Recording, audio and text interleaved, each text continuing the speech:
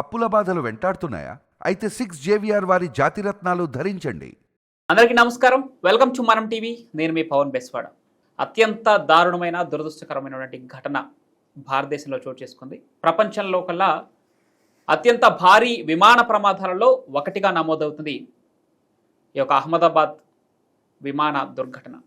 అయితే ముఖ్యంగా ఈ దుర్ఘటన జరిగిన తర్వాత మృతుల సంఖ్య ఎంత, విమాన ప్రమాదానికి కారణాలేంటి, వీటితో పాటుగా ఈ బోయింగ్ విమానాలపై కూడా పెద్ద చర్చ నడుస్తూ ఉంది. అంటే విమాన ప్రయాణానికి బోయింగ్ విమానాలు అంత సేఫ్ కాదు అనే ఒక వార్త ఇప్పుడు హల్చల్ చేస్తూ ఉంది. అసలు ప్రపంచవ్యాప్తంగా బోయింగ్ విమానాలు ఎన్నున్నాయి, ఈ బోయింగ్ విమానాల్లో ఎన్ని ప్రమాదాలు జరిగాయి, ముఖ్యంగా భారతదేశంలో ఎన్ని ప్రమాదాలు జరిగాయి, దీనికి సంబంధించి పూర్తి విశ్లేషణ తీసుకుందాం. మనతో పాటు సీనియర్ జర్నలిస్ట్ కిరణ్ గారు ఈరోజు మనతో స్టూడియోలో అందుబాటులో ఉన్నారు. సార్ నమస్కారం. నమస్తే పవన్. అత్యంత దుర్ఘటన, బాధాకరం. దాదాపుగా 265 మంది ఇప్పటికే చనిపోయారని చెప్పేసి లెక్కలు వస్తూ ఉన్నాయి. ఇంకా అధికారిక గణాంకాలు తెలుస్తూ ఉంది. సరే, దుర్ఘటన ఇలా ఉంటే ఈ బోయింగ్ విమానాలకు సంబంధించి ప్రపంచవ్యాప్తంగా కొన్ని గణాంకాలు ఉన్నాయని తెలుస్తుంది. ముఖ్యంగా ప్రమాదాలకు గురైన ఈ బోయింగ్ విమానాల గురించి పూర్తి విశ్లేషణ ఏంటి సార్? అంటే వాస్తవానికి పవన్, బోయింగ్ విమానాలు చాలా పవర్ఫుల్. నిజం చెప్పాలంటే బోయింగ్ విమానాల మీద ఇప్పుడు కొంత చర్చ జరుగుతున్న మాట వాస్తవం. దీనికి సంబంధించి ఒక బోయింగ్ ఇంజనీరు దీని మీద చేసిన పలు ఛానళ్లలో చేసిన కామెంట్సే దీనికి ప్రధానమైన కారణమైనవి. ఇప్పటివరకు బోయింగ్ విమానంలో ఎలాంటి సాంకేతిక సమస్యలు లేవు అని చెప్పటల్లా. ఇప్పటికి గుర్తించారు సాంకేతిక సమస్యలు, హైడ్రాలిక్ లీక్ అవ్వటము, బ్యాటరీ ప్రాబ్లమ్స్, ఇలాంటివి ఉన్నాయి. దీనివల్ల 2-3 సందర్భాల్లో, గతంలో కూడా చాలా సందర్భాలు, దాదాపు ఒక 10-15 సందర్భాల్లో వీటి వల్ల విమానాలు ఆగిపోయిన పరిస్థితి ఉంది. అంటే పైకి వెళ్ళి ఆగిపోవడం కదా, నేనంటే టేక్ ఆఫ్ ఆ సమయంలో కొంత ఇబ్బంది పెట్టిన మాట వాస్తవమే. కానీ అది ప్రమాదానికి దారితీసేంత ప్రమాదకరమైన సాంకేతిక లోపాలు అయితే కావు. సో కాబట్టి అసలుకి బోయింగ్ విమానం అంటేనే మనకి ప్రసిద్ధి ఏంటంటే దాని టెక్నాలజీ, దాని సాంకేతికతకి పెట్టింది పేరు బోయింగ్. రెండవది భద్రత, మూడవది అత్యంత ఎక్కువ మంది ప్రయాణికుల్ని చేరవేయగలిగిన సామర్థ్యం ఉండటం. అంటే 240 నుంచి 300 మందిని ఎట్ ఏ టైం తీసుకెళ్ళగలుగుతుంది. సో సహజంగా అలాంటి ప్లేన్స్ గతంలో లేవు. సో 2000 సంవత్సరంలో బోయింగ్ అనే సంస్థ ఒక పెద్ద విమానాన్ని, భారీ విహంగాన్ని కనుగొనాలి అని చెప్పేసి ప్రయత్నాలు ప్రారంభిస్తే 2009కి రెడీ అయింది. 9 ఏళ్ల పాటు రీసెర్చ్ చేసి దాన్ని తయారు చేసి తీసుకొచ్చారు జనబాహుళ్యంలోకి. వాటితో పాటుగా వేగం, ఇంధన వినియోగం, ఇవన్నీ దాని స్పెసిఫికేషన్స్. దాని గురించి మీరు బోయింగ్ గురించి 4 మంచి మాటలు చెప్పండి అన్నాం అనుకోండి, అత్యంత సాంకేతిక పరంగా స్ట్రాంగ్, అలాగే ఇంధన వినియోగం తక్కువగా ఉంటుంది, ప్రయాణికులను ఎక్కువగా తీసుకెళ్ళగలుగుతుంది, వేగంగా వెళ్ళగలుగుతుంది, భద్రత కలిగి ఉంటుంది. సో ఇవి సహజంగా మనం చెప్పుకునేవి.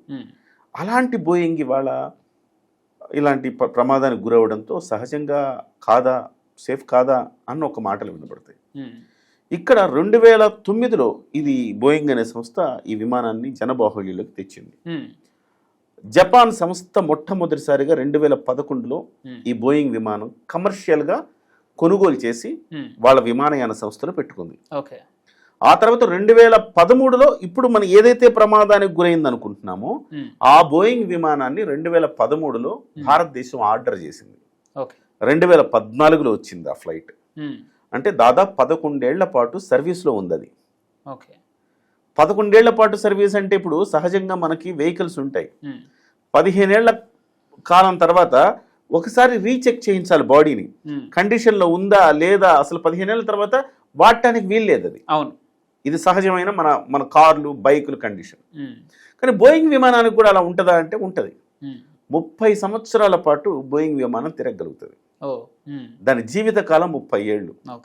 మరి 30 ఏళ్ల జీవితకాలం ఉంటే దాన్ని మరి 11 ఏళ్ళు అంటే చాలా తక్కువే కదా. 50% కూడా అవ్వలేదు. 50% కూడా అవ్వలే. సో ఆ రకంగా చూసిన బోయింగ్ విమానాన్ని మనం ఒక తప్పు పట్టే పరిస్థితి ఏం లేదు. లేకపోతే అది మీకు చాలా స్ట్రాంగ్గా ఉంటుంది, దాని బాడీ కూడా. మీకు కార్బోనేటెడ్ ఫైబర్ తోటి చేస్తారు దాన్ని. దానివల్ల స్టీల్ కంటే దృఢంగా ఉంటుంది, అల్యూమినియం కంటే తేలిగ్గా ఉంటుంది ఆ మెటీరియల్. తద్వారా మీకు తేలిగ్గా ఉంది కాబట్టి ఇంధన వినియోగం తగ్గుద్ది. ఎక్కువ మంది ప్రయాణికులు తీసుకెళ్లాలన్నప్పుడు బోయింగ్ కరెక్ట్. సో ఈ రకంగా మీరు ఏ రకంగా చూసినా బోయింగ్ స్పెసిఫికేషన్స్ బాగున్నాయి. 1148 విమానాలు ఉన్నాయి ప్రపంచవ్యాప్తంగా బోయింగ్ అనేక విమానయాన సంస్థల దగ్గర. అంటే ఏకధాటిన ఈ బోయింగ్ విమానం 13,530 కిలోమీటర్ల పాటు ఏకధాటికి ఒక్కసారి ఇంధనం ఫిల్ చేస్తే ఏకధాటిగా 13,000 కిలోమీటర్ల పైగా ప్రయాణం చేయగలుగుతుంది. అంటే దూర ప్రయాణాలకు ఎక్కువ మందిని తీసుకెళ్ళడానికి ఇది సేఫ్. వాస్తవానికి దాదాపు 100 కోట్ల మంది ప్రయాణికుల్ని గమ్యస్థానాలకు చేర్చింది బోయింగ్ ఇప్పటి వరకు.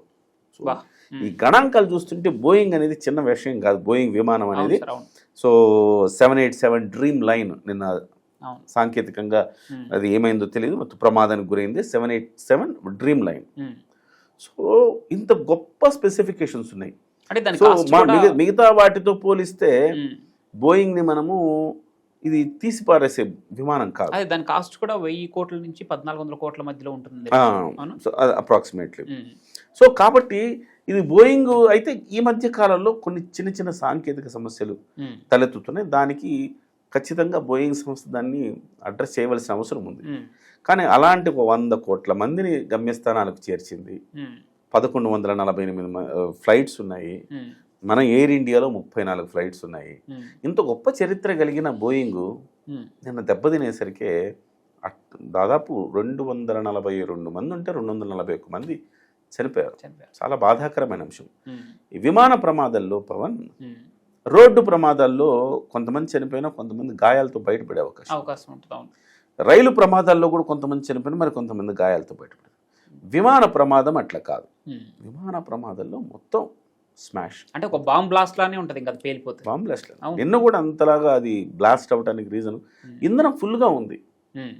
సో నిండుగా ఇంధనం నింపి ఉన్నారు. అంటే అహ్మదాబాద్ టేక్ ఆఫ్ అయ్యే సమయంలో జరిగింది కాబట్టి అంత విస్ఫోటనం జరిగింది. టేక్ ఆఫ్ కాకుండా ల్యాండింగ్ సమయంలో జరిగింది అనుకోండి, అంత విస్ఫోటనం వచ్చేది కాదు. ఎందుకంటే ఆల్రెడీ ఇంధనం అంతా ఖర్చు అయిపోయి ఉంటుంది. సో కాబట్టి అంత విస్ఫోటనం వచ్చేది కాదు. టేక్ ఆఫ్ సమయంలో అలా జరగడం వల్ల చాలా పెద్ద ప్రమాదం జరిగింది ఓవరాల్గా. సో ఒక రకంగా చెప్పాలంటే ఈ బోయింగ్ అనేది మంచి ఫ్లైటే, కానీ ఇప్పుడు సాంకేతికంగా సమస్యలు వస్తున్నాయని చెబుతున్నారు. కాబట్టి ఒకవేళ ఈ సంఘటనకి వెనుక విమానంలో ఏమైనా సాంకేతిక సమస్య తలెత్తిందంటే ఖచ్చితంగా బోయింగ్ ని బ్లాక్ లిస్ట్ లో పెట్టాల్సిందే. సార్ ఇక్కడ మరొక కామెంట్ కూడా ఉంది. ఇదే విమానం రీసెంట్ గా అంటే 1 వీక్ బ్యాక్ కూడా అక్కడ షార్జాలో ఎమర్జెన్సీ ల్యాండింగ్ జరిగింది. లాస్ట్ డిసెంబర్ కావచ్చు, లాస్ట్ జూన్ కావచ్చు. దీనిలో కొంత సాంకేతికంగా కొన్ని ఇబ్బందులు ఎదురయ్యాయి. అయినా కూడా ప్యాసింజర్స్ ని తరలించడం కోసం ఇదే విమానాన్ని వినియోగించడం వెనక ఎలా అని చెప్పేసి ఒక కామెంట్ వినపడతా ఉంది. అంటే అది ప్రాబ్లం ఎక్కడ వస్తుందంటే, అంటే కాన్ఫిడెన్స్ ఎక్కడ వస్తుందంటే, బోయింగ్ అనేది చాలా బలమైన విమానం కాబట్టి సరే ఏం కాదు, ఆ చిన్న సాంకేతిక సమస్య సరి చేసుకోవచ్చు అన్న ఒక నిర్లక్ష్యం కూడా కావచ్చు, దాని మీద ఉన్న కాన్ఫిడెన్స్ తో వచ్చిన నిర్లక్ష్యం కావచ్చు. కానీ ఒక విమాన ప్రయాణికుడు కూడా లోపలంతా చాలా అన్హైజెనిక్ గా ఉందని చెప్పేసి ఏదో వీడియో పెట్టాడు. సో ఏదేమైనా ఇవన్నింటి తర్వాత పవన్ ఒకసారి రీచెక్ చేసుకోవాల్సిన అవసరం ఉంది, రివ్యూ చేసుకోవాల్సిన అవసరం ఉంది.